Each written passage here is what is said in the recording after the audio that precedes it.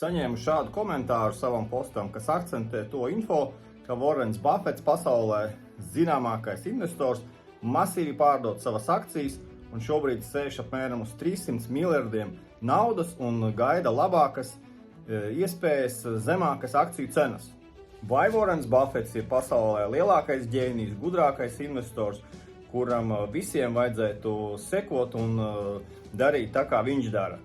Es salīdzināju Vorena Buffeta investīciju uzņēmuma Berkshire akcijas cenu pēdējos 5 un 10 gados ar Standard & Poor's indeksu un Nasdaq indeksu. Paskatīsimies rezultātus.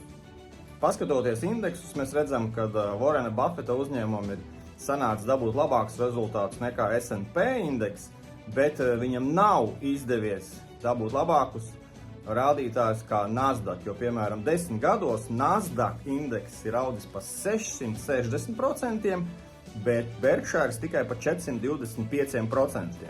Ko tas nozīmē? Tas nozīmē, Vorens Buffets varētu atlaist visus savus darbiniekus un vienkārši investēt Nasdaq indeksā, un investori būtu par to priecīgāki. Arī jūs varat vienkārši nopirkt Nasdaq indeksa ETF un dabūt ilgtermiņā labākus rezultātus kā Vorens Buffets.